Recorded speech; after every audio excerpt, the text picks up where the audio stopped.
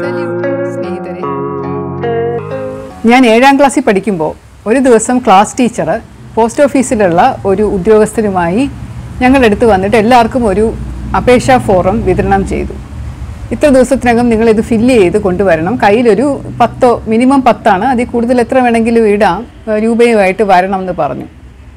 Post ഓഫീസിൽ നിന്ന് തൊട്ടടുത്തുള്ള പോസ്റ്റ് ഓഫീസിലെയാണ്. അദ്ദേഹം ഓഫീസർ പറഞ്ഞു ഇത് കുട്ടികൾക്കായിട്ടുള്ള ഒരു സേവിങ്സ് സ്കീമാണ്. അതായത് കുട്ടികൾ സമ്പാദ്യശീലം വളർത്തിയെടുക്കാൻ വേണ്ടിയിട്ടും പൈസയുടെ പ്രാധാന്യം മനസ്സിലാക്കാൻ വേണ്ടിയിട്ടും ഒക്കെ ഒരു പുതിയതായിട്ട് സർക്കാർ കൊണ്ടുവന്നിട്ടുള്ള ഒരു സഞ്ചയിക എന്ന പേരുള്ള ഒരു പോസ്റ്റ് ഓഫീസ് സേവിങ്സ് സ്കീമാണ്. നിങ്ങളുടെ ഈ ചെറിയ പ്രായത്തിൽ മുതൽ നിങ്ങൾ കുറച്ച് കാശ് വെച്ച് എല്ലാ ദിവസവും അല്ലെങ്കിൽ എല്ലാ മാസവും നിങ്ങളുടെ ഒരു അക്കൗണ്ടിലോട്ട് ഇട്ട് കഴിഞ്ഞാൽ നിങ്ങൾക്ക് 10ാം ക്ലാസ്സൊക്കെ കഴിഞ്ഞ് പഠനത്തിനായിട്ട് പോകുമ്പോൾ നിങ്ങളുടെ കയ്യിലൊരു നല്ല തുക കയ്യിലുണ്ടാവും. കൂടാതെ അതിന് പലിശ കിട്ടും. അപ്പോൾ കാശിൻ്റെ പ്രാധാന്യം, സമ്പാദ്യശീലത്തിൻ്റെ പ്രാധാന്യം ഇതൊക്കെ നിങ്ങൾക്ക് മനസ്സിലാവും എന്നൊക്കെ പറഞ്ഞ് അദ്ദേഹം ഒരു ചെറിയ ക്ലാസ്സൊക്കെ നടത്തി. 2-3 ദിവസത്തിനകം ടീച്ചർമാർ കുട്ടികളുടെ കയ്യിൽ നിന്ന് ആ അപേക്ഷാ ഫോറം പൂരിപ്പിച്ചതും കാശും ഒക്കെ സ്വീകരിക്കാൻ തുടങ്ങി. അമ്മ സമ്മതിച്ചില്ല വീട്ടിൽ. ചേച്ചിമാരാരും ചെയ്തിട്ടില്ലല്ലോ, പിന്നെ നീ എന്തിനാ ചെയ്യുന്നത് നമ്മ വീട്ടിൽ ചോദിച്ചപ്പോൾ പറഞ്ഞായിരുന്നു. അപ്പോൾ മൂത്ത ചേച്ചി അപ്പോഴേക്കും 10ാം ക്ലാസ് കഴിഞ്ഞ് കോളേജിലായിരുന്നു.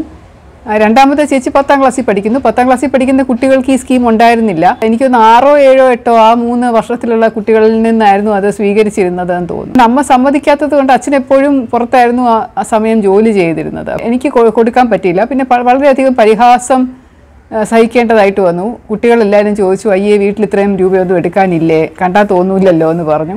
ഒരു ദിവസം ക്ലാസ് ടീച്ചർ ചോദിച്ചു, താൻ ലംസം സ്കീമിൽ പഠിക്കുന്ന കുട്ടിയാണോ, ലംസം സ്കോളർഷിപ്പ് കിട്ടാറുണ്ടോ എന്ന്. ടീച്ചർക്ക് അറിയാം ഇല്ല എന്ന്, എന്നാലും അങ്ങനെ ഒരു പുച്ഛഭാവത്തിൽ ചോദിച്ചു. അപ്പോൾ ഞാൻ വീട്ടിൽ വന്ന് ഭയങ്കരമായിട്ട് കരച്ചിൽ ബഹളം വെക്കലൊക്കെ നടത്തി. അവസാനം അച്ഛൻ വരുന്ന ഒരു വീക്കെൻഡ് സമയത്ത് അച്ഛനോട് യാചിച്ചു. അപ്പോൾ അച്ഛൻ പറഞ്ഞു, ഇതൊക്കെ ചുമ്മാ പറ്റീരാ കേട്ടോ, നമ്മുടെ കയ്യിലിരിക്കുന്ന കാശൊക്കെ വല്ലവരും കൊണ്ടുപോകും, ഇതൊന്നും നമുക്ക് തിരിച്ച് കിട്ടില്ല, എന്തായാലും ഇത്രയും കരയുന്നതല്ലേ, ശരി ചെയ്തോ എന്ന് പറഞ്ഞുകൊണ്ട് സമ്മതിക്കുകയും അങ്ങനെ പിറ്റേ ദിവസം വളരെ സന്തോഷത്തോടു കൂടി പോയി ഞാൻ പൂരിപ്പിച്ച ഫോമും പൈസയൊക്കെ കൊടുത്ത് എനിക്കൊരു ചെറിയ പാസ്ബുക്ക് കിട്ടി. കുറച്ച് പൈസയൊക്കെ ഇടയ്ക്കിടയ്ക്ക് ഇട്ടിരുന്നു എന്ന് ഓർമ്മയുണ്ട്. പിന്നെ എവിടെ പോയി എന്ന് എനിക്ക് തന്നെ അറിയില്ല. പാസ്ബുക്കും കളഞ്ഞു പോയി, കാശും പിന്നെ എടുക്കാൻ പോയില്ല. എന്നെപ്പോലെ അനേകം കുട്ടികൾ സംസ്ഥാനത്ത് മൊത്തം ഇതുപോലെ ചെയ്തിട്ടുണ്ടാവില്ലേ? അപ്പോൾ ഓർത്ത് നോക്കൂ എന്തുമാത്രം ലാഭമാണ് പോസ്റ്റ് ഓഫീസിന് കിട്ടിയിരിക്കുക എന്നുള്ളത്. ഇത് ഒരു ആമുഖമായി പറഞ്ഞത് നമ്മുടെ ബാങ്കിങ് സിസ്റ്റത്തിനെ പറ്റി പറയാനാണ്. ഭാരതത്തിലുള്ള ബാങ്കുകൾ വളരെ വിചിത്രമായ കാര്യമാണ്. നമ്മൾ വിചാരിക്കും ഭാരതത്തിന് സ്വാതന്ത്ര്യം കിട്ടിയിട്ടാണ് ഈ ബാങ്കുകളൊക്കെ രൂപാന്തരപ്പെട്ട് വന്നത്. അല്ല, ബ്രിട്ടീഷിൻ്റെ ഭരണകാലത്ത് 1700കളിലാണ് bank of Calcutta, bank of Madras, bank of Bombay എന്നൊക്കെ തുടങ്ങിയത്. അതെല്ലാം കൂടെ ചേർത്ത് പിന്നീട് ഇമ്പീരിയൽ ബാങ്ക് എന്ന് പറഞ്ഞ് ബ്രിട്ടീഷുകാർ തന്നെ കൊണ്ടുവന്നു ഒരു സെൻട്രൽ ബാങ്കിങ് സിസ്റ്റം. പക്ഷേ അതിൻ്റെ മുകളിലൊരു കൺട്രോൾ വേണം എന്ന് തോന്നിയത് കൊണ്ട് 1935 ഏപ്രിൽ 1 കൽക്കട്ടയിൽ വെച്ചിട്ടാണ് സെൻട്രൽ ബാങ്ക് എന്ന് പറഞ്ഞ് ഇപ്പോഴത്തെ റിസർവ് ബാങ്ക് രൂപീകരിക്കുന്നത്. ഇതിൻ്റെ ഉദ്ദേശം ഇന്ത്യയിൽ നിന്നുള്ള കാശുകളെല്ലാം സമാഹരിച്ച് സ്വീകരിച്ച് അതിനകത്താക്കി ബ്രിട്ടനിലേക്ക് കടത്തിക്കൊണ്ട് പോവുക. ഭാരതത്തിലെ ബ്രിട്ടീഷ് സാമ്രാജ്യത്വ മേൽക്കോയ്മ ഉള്ള സ്ഥലങ്ങളിൽ കൽക്കട്ട, ബോംബെ, മദ്രാസ് തുടങ്ങിയ ഈ 3 സ്ഥലങ്ങളിലും നാട്ടുകാരിൽ നിന്ന് പിരിച്ചെടുക്കുന്ന കാശ്, ടാക്സ് ആയിട്ട് എടുക്കുന്ന പൈസ, ഇതെല്ലാം കൂടെ സ്വീകരിക്കാനും അതിനകത്ത് ഇടാനും അത് നമ്മുടെ നാട്ടിൽ നിന്ന് പ്ലണ്ടർ ചെയ്തെടുക്കുന്ന രൂപ ഇതെല്ലാം ബ്രിട്ടീഷ് രൂപയാക്കി മാറ്റി അത് ബ്രിട്ടനിലേക്ക് കടത്താൻ വേണ്ടിയിട്ട് തുടങ്ങിയ ഒരു സാമ്പത്തിക സമ്പ്രദായമായിരുന്നു അത് എന്നാണ് എനിക്ക് തോന്നുന്നത്. കോയിനുകളൊക്കെ നമ്മൾ കണ്ടിട്ടുണ്ട്. വിനിമയത്തിന് വേണ്ടിയിട്ട് രാജാവിൻ്റെ ഭരണകാലത്ത് വരെ ഈ സ്വർണ്ണ കോയിനുകൾ, വെള്ളി കോയിനുകളൊക്കെ, നാണയങ്ങൾ അങ്ങനെ ഉണ്ടായിരുന്നു എന്ന് പറയപ്പെടുന്നുണ്ട്. പക്ഷേ ഇതുപോലെയുള്ള ഒരു സിസ്റ്റം, ബ്രിട്ടീഷ് സിസ്റ്റമാണ് ഇപ്പോഴും ഇവിടെ നിലനിന്ന് പോകുന്നത്. ഞാൻ റിസർവ് ബാങ്കിൽ ജോലി ചെയ്തിട്ടുള്ളത് കൊണ്ട് പലപ്പോഴും ചിന്തിക്കാറുള്ള കാര്യമായതുകൊണ്ട് പറയുകയാണ്. ഈ ബാങ്കിങ് സമ്പ്രദായം എന്ന് പറയുന്നത് ആർക്ക് വേണ്ടിയിട്ടാണ്? പാവപ്പെട്ട ജനങ്ങൾക്ക്, കർഷകർക്ക് ലോൺ കൊടുത്ത് അവരുടെ കർഷക വിളകളൊക്കെ നല്ല രീതിയിൽ പ്രോത്സാഹിപ്പിച്ച് കൊണ്ടുവന്നിട്ട് അവർക്കൊരു നല്ല ജീവിതം ഉണ്ടാക്കി കൊടുക്കാൻ വേണ്ടിയിട്ടാണോ? അതോ വലിയ ബിസിനസ്സുകാർക്ക്, മധ്യരാജാക്കന്മാർക്കും വലിയ ഇൻഡസ്ട്രിയലിസ്റ്റിനും രത്നവ്യാപാരികൾക്ക് കോടിക്കണക്കിന് രൂപ ലോൺ കൊടുത്ത ശേഷം അതെല്ലാം കൂടെ കൊണ്ട് അവർ അമേരിക്കയിലും ഇംഗ്ലണ്ടിലും ഒക്കെ മുങ്ങാൻ വേണ്ടിയിട്ടാണോ? ഈ പാവപ്പെട്ടവർക്ക് ചെറിയ ലോൺ 5 ലക്ഷം രൂപ, 2 ലക്ഷം രൂപ ലോൺ കൊടുത്തു കഴിഞ്ഞാൽ അതിൻ്റെ ഇരട്ടി പലിശയായിട്ട് പിടിച്ചെടുത്ത് കഴിഞ്ഞാലും അതിനുശേഷം ഈട് വെക്കുന്ന കാര്യങ്ങളും കൂടെ അവരുടെ കയ്യിൽ തന്നെ സ്വന്തമായിട്ടിരിക്കുകയും ഒരു ചെറിയ പിഴവ് വന്നു കഴിഞ്ഞാൽ എല്ലാം കൂടി എടുത്തുകൊണ്ട് പോവുകയും ചെയ്യുന്ന ഒരു സിസ്റ്റം കണ്ട് എത്രയോ ആൾക്കാർ ആത്മഹത്യ ചെയ്യുന്നുണ്ട് ഇവിടെ. അപ്പോൾ അതുകൊണ്ട് ബാങ്കിങ് സിസ്റ്റം എന്ന് പറയുന്നത് തന്നെ നമ്മളൊന്ന് ചരിത്രം പഠിച്ചു നോക്കുന്നത് നല്ലതാണെന്ന് തോന്നുന്നു. ഇതൊന്നും അല്ല ഞാൻ പറയാൻ വന്ന കാര്യം. CBIയിൽ SP ആയിട്ടിരിക്കുന്ന സമയത്ത് ഒട്ടനവധി ബാങ്ക് തിരിമറി കേസുകൾ ഞാൻ അന്വേഷിച്ചിട്ടുണ്ട്. ബാങ്കിങ് ഫ്രോഡ് എന്ന് പറയുന്നത്. അപ്പോൾ CBIയുടെ കീഴിൽ ഒരു banking fraud and securities division എന്ന് പറയുന്ന ഒരു ഡിവിഷൻ ഉണ്ടെങ്കിൽ പോലും അവർക്ക് എല്ലാ സംസ്ഥാനങ്ങളിലും എത്താൻ പറ്റാത്തത് കൊണ്ട് ബാങ്കിങ്ങിൻ്റെ പല തിരിമറികളും അന്വേഷിച്ചിരുന്നത് കൊച്ചി ബ്രാഞ്ച് തന്നെയായിരുന്നു. ഓഡിറ്റ് നടത്തിയ ശേഷമായിരിക്കും CBI വരുന്നത്. ഇങ്ങനെ ഒരു തിരിമറി വലിയ എമൗണ്ട് ഉണ്ട്, വലിയ എമൗണ്ടിൻ്റെ ഒരു മിസ്അപ്രോപ്രിയേഷൻ നടന്നു എന്നറിയുമ്പോൾ ഒരുപാട് പാളിച്ചകളോടുകൂടി വലിയൊരു ലോൺ അനധികൃതമായിട്ട് കൊടുത്തു എന്നൊക്കെ ഏതെങ്കിലും റിപ്പോർട്ടിൻ്റെ ബേസിസിൽ ചിലപ്പോൾ CBIയോട് അന്വേഷിക്കാൻ പറഞ്ഞ് CBI അന്വേഷിക്കും. നമ്മൾ തന്നെ പോയി വിവരം ശേഖരിച്ച് ചെയ്യുക എന്ന് പറയുന്നത് വളരെയധികം പ്രയാസമുള്ള കാര്യമാണ്. കാരണം ബാങ്ക് എന്ന് പറയുന്ന ഒരു വളരെ സെക്യൂർ ഒരു ഡിപ്പാർട്ട്മെൻറ്റാണ്. അപ്പോൾ അതിനകത്തോട്ട് വിവരശേഖരണം എന്ന് പറഞ്ഞാൽ ആരെയും കയറ്റി വിടുകയൊന്നുമില്ല. അവരുടെ റെക്കോർഡ്സ് പരിശോധിക്കാൻ സമ്മതിക്കില്ല, അവരുടെ കമ്പ്യൂട്ടർ നോക്കാൻ സമ്മതിക്കില്ല, ഒന്നുമില്ല. അപ്പോൾ അങ്ങനെ കിട്ടിയ നമുക്ക് റെഫർ ചെയ്ത് കിട്ടിയ ഒരു പരാതിയാണ്. അതായത് മേളിലുള്ള ഒരു ബാങ്ക് വന്ന് ഇൻസ്പെക്ഷൻ നടത്തിയപ്പോൾ ഒരു പെർട്ടിക്കുലർ ബാങ്കിൽ വല്ലാതെ കൂടുതൽ കാശ് ഒരാൾക്ക് അനധികൃതമായിട്ട് ലോൺ കൊടുക്കുകയും അതിനുള്ള ഈട് എന്ന് പറയുന്നത് വെറും വേസ്റ്റ് ആയിരുന്നു. കശുവണ്ടി കച്ചവടം നടത്താൻ വേണ്ടി എടുത്ത ഒരു കോടിക്കണക്കിന് രൂപയുടെ ഒരു എക്സാക്റ്റ് എമൗണ്ട് എനിക്ക് ഓർമ്മയില്ല, പക്ഷെ വലിയ എമൗണ്ടിൻ്റെ ഒരു ലോണായിരുന്നു. ആ ലോൺ എടുക്കുമ്പോൾ അവർ ബാങ്ക് പറയുന്നത് നിങ്ങൾ ഈടായിട്ട് വെക്കേണ്ടത് കശുവണ്ടി തോട്ടണ്ടി കൊണ്ട് വെക്കണം എന്ന് പറയും. അപ്പം അങ്ങനെ അവർ ലോഡ് കണക്കിന് തോട്ടണ്ടി കൊണ്ടുവന്ന് വെക്കും. തിരിച്ചടയ്ക്കാതെ വന്ന് അവർ ലേലം ചെയ്യാനായിട്ട് തോട്ടണ്ടി എടുത്ത് നോക്കിയപ്പോഴാണ് അറിയുന്നത് അതിനകത്ത് തോട്ടണ്ടി അല്ല ഉള്ളത്, അതിൻ്റെ ഷെല്ല് മാത്രമേ ഉള്ളൂ, അതിൻ്റെ ആ പുറംചട്ട മാത്രമേ ഉള്ളൂ. നമ്മൾ കശുവണ്ടി പൊളിച്ചെടുക്കുമ്പോൾ ഉണ്ടാകുന്ന ഒരു പുറംചട്ടയില്ല, അത് മാത്രമാണ് ചാക്ക് കണക്കിന് കെട്ടി അവിടെ കൊണ്ടുവച്ചിരിക്കുന്നത്. അപ്പോൾ ബാങ്കിലെ ഉദ്യോഗസ്ഥർ അത് പരിശോധിക്കാതെ കൊണ്ട് ഈട് വെക്കാൻ സമ്മതിച്ചു എന്ന് പറയുന്നത് വിശ്വസനീയമല്ല. അവരുടെയും കൂടെ അനുവാദത്തോടു കൂടി തന്നെ ആയിരിക്കണം ഇത് ചെയ്തിരിക്കുന്നത്. കാരണം അത് നോക്കേണ്ട ഒരു ബാധ്യതയുണ്ട്, അതിൻ്റെ വില നിശ്ചയിക്കേണ്ട ബാധ്യതയുണ്ട്, കൂടാതെ അതിൻ്റെ ഒരു പ്രോപ്പർ പ്രൊസീജിയർ ഉണ്ട്. ഇതൊന്നും നോക്കാതെയാണ് ഈ കാശ് എടുത്ത് കൊടുത്തിരിക്കുന്നത്. അപ്പോൾ തീർച്ചയായിട്ടും ബാങ്കിലെ ഉദ്യോഗസ്ഥർക്ക് ഇതിനകത്ത് പങ്കുണ്ട്. അവർ നല്ലപോലെ പൈസ അതിൽ നിന്നൊരു കമ്മീഷൻ പറ്റിയ ശേഷമായിരിക്കും ലോൺ കൊടുത്തിരിക്കുന്നത് എന്ന അടിസ്ഥാനത്തിലാണ് നമ്മളോട് CBI കേസെടുത്ത് അന്വേഷിക്കാൻ പറഞ്ഞത്. നിർഭാഗ്യവശാൽ ഈ കേസിനകത്ത് ബാങ്ക് ഉദ്യോഗസ്ഥരോടൊപ്പം പെട്ടത് എൻ്റെ ഒരു ബന്ധുവായ ഒരാളായിരുന്നു. അദ്ദേഹമായിരുന്നു ഈ കശുവണ്ടി ലോൺ അപേക്ഷിച്ചതും അത് കൊണ്ടുവരാൻ വേണ്ടിയിട്ട് ഈ തോട്ടണ്ടി കൊണ്ടുവച്ചതും. ബന്ധു എന്ന് പറഞ്ഞാൽ വളരെ അടുത്ത ബന്ധു.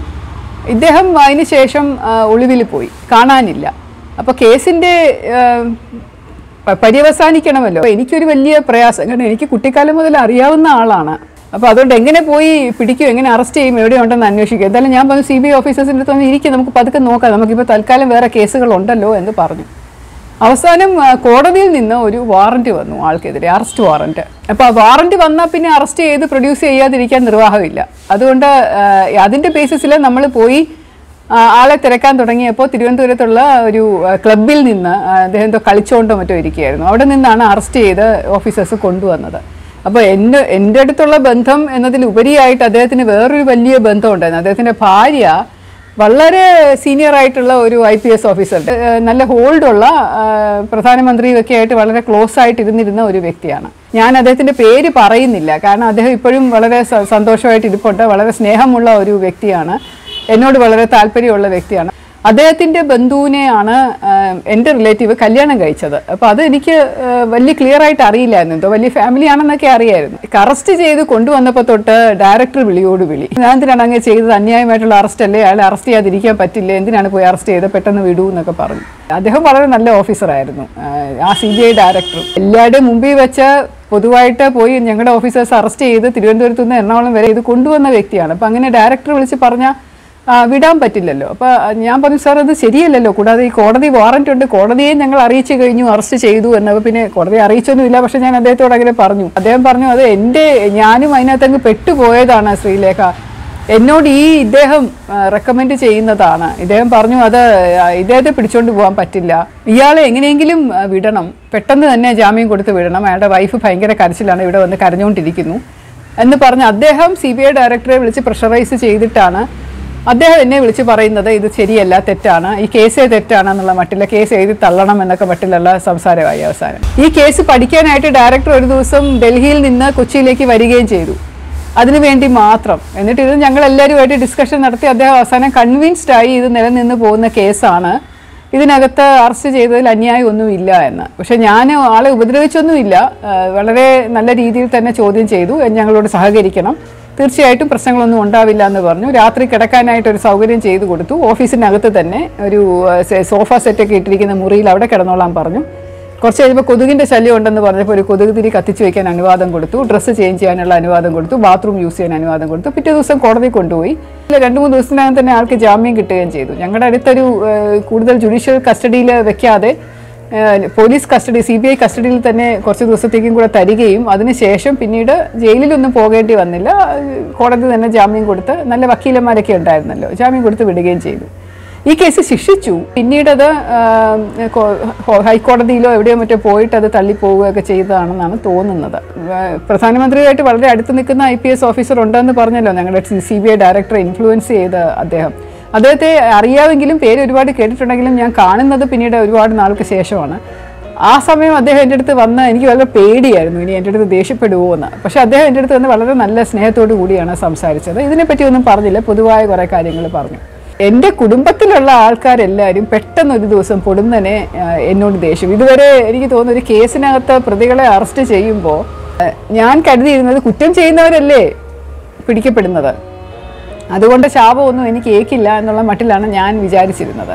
അതിനെപ്പറ്റിയൊന്നും ഞാൻ വലിയ ബോധേഡായിരുന്നില്ല. പക്ഷേ ഈ ഒരു കേസിന് ശേഷം അടുത്ത സ്വന്തക്കാരനായതുകൊണ്ട്, അടുത്ത റിലേറ്റീവ് ആയതുകൊണ്ട് പെട്ടെന്ന് കുറേ പേരുടെ മുഖം ചുളിക്കലും കല്യാണത്തിനോ അല്ലെങ്കിൽ ഏതെങ്കിലും കുടുംബ പരിപാടികൾക്കോ ഒക്കെ പോകുമ്പോൾ അവരിങ്ങനെ എൻ്റെ നേരെ വളരെ മോശമായിട്ട് നോക്കുന്നതും ദേഷ്യത്തോടെയും വിരോധത്തോടു കൂടി നോക്കുന്നതും ഒക്കെ കണ്ടു. പക്ഷേ വളരെ അതിശയം എന്ന് പറയുന്നത് ഞാൻ ഈ അറസ്റ്റ് ചെയ്ത വ്യക്തിക്ക് അന്നും ഇന്നും എന്നോട് വളരെ സ്നേഹമാണ്.